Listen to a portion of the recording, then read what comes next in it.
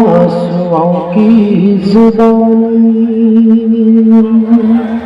बूढ़ा बाप बीमार है, बेटा परदेश में है और बूढ़ी माँ घर से अपने बेटे से टेलीफोन में बात कर रही है। क्या टेलीफोन में बात कर रही है सुनिएगा। बहन बहन बहन, ये बहन से बोलिए आगे में, अरे बेटा ये कुर्सी में जो बैठे हैं बेटा हंसो मत, थोड़ी देर इधर देखो, या नहीं तो फिर आप सुकून से सुनो।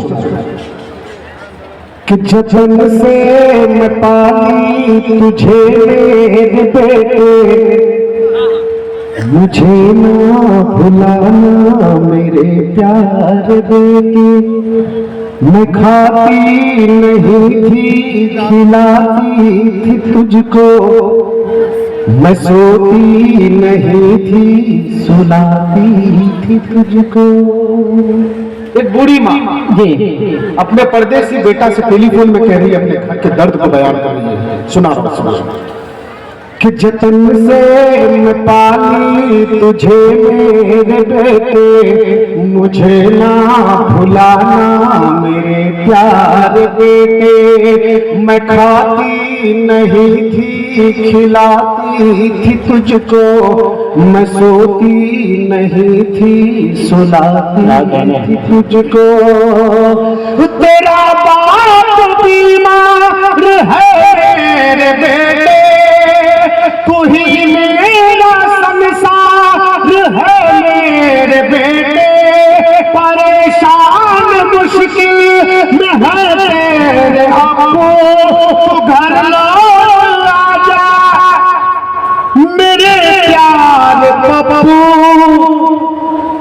तेरे बाप को है दवाई खिलानी, तेरे बाप को है दवाई खिलानी। सुनाता हूँ मैं आंसुओं की जुबानी। हमारे इस सीमांचल के बेशतर नौजवान परदेश में रहते हैं, हैदराबाद दिल्ली पंजाब के खेतों में जाकर के काम करते हैं। बाप बीमार है, इलाज के लिए पैसा भेज देता है, और अगर बाप माँ का या कोई रिश्तेदार का इंतकाल हो जाए तो दफनाने के लिए पैसा भी भेज देता है, लेकिन जनाजे की नमाज में शामिल नहीं हो पाता, अपने माँ बाप को कंधा नहीं दे पाता। इतनी गुर्बती है हमारे इस इलाके में।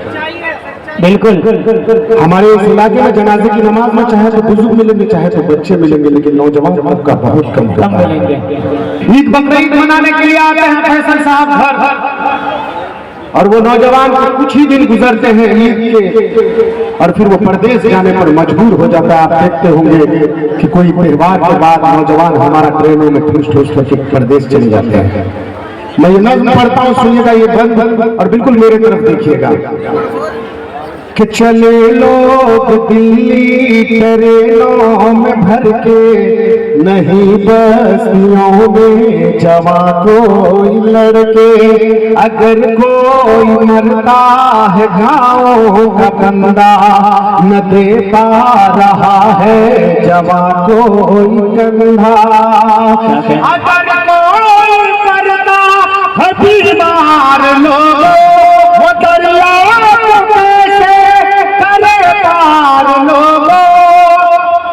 क्या कह रहे हैं। अगर कोई मरता है गाँव का बंदा, न दे पा रहा है जब कोई कंधा। क्या हुआ भाई? आप बड़ी कोई बात नहीं, वो हल्की हल्की कोई बात नहीं है।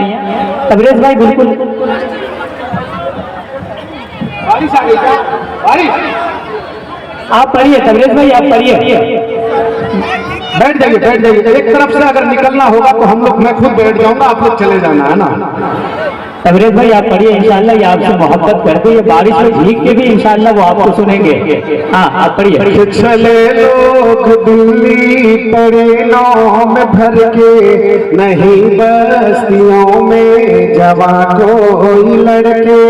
अगर कोई मरता है गाँव का बंदा, न दे पा रहा है जवा कोई कंधा।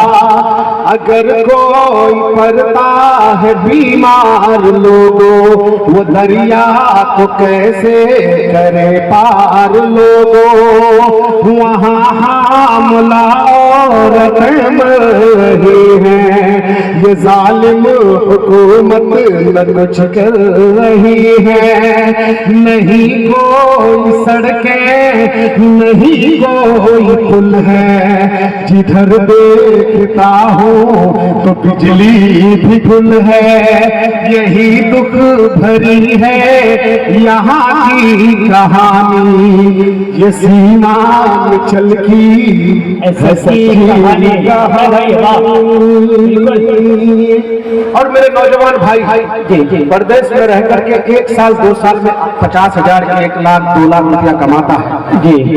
कमा करके आने के बाद चाहे तो बहन की शादी करवाता है या खुद की शादी करता है, और शादी करने का 1 हफ्ता भी नहीं गुजरता उस नई नवेली दुल्हन के हाथों की मेहंदी का रंग फीका भी नहीं होता। गुर्बत की मारी जिंदगी उसे परदेश जाने पर मजबूर कर देती है। बिल्कुल मियां बीवी के दरमियान में क्या गुफ्तगू होती है तो भाई में सुनिएगा। लड़का कहता है अपनी वाइफ से, अपनी बीवी से कि अभी शादी करके न दुल्हन को लाया, सही से न ससुराल को देख पाया, मेहंदी की लाली न फीकी हुई है, मेरी बीवी मुझसे ये कहने लगी है। क्या कहती है कि मैं रहने न पाऊंगी तेरे बिना, अब मैं जीने न पाऊंगी तेरे बिना अब। शोहर बेचारा बोलता है कि गरीबी मुझे घर में रहने न देती, कभी चैन से मुझको सोने न देती, खुदाया खुदाया अता कर हंसी जिंदगानी, ये सीमान चल की सच्ची कहानी। बिल्कुल बहुत बहुत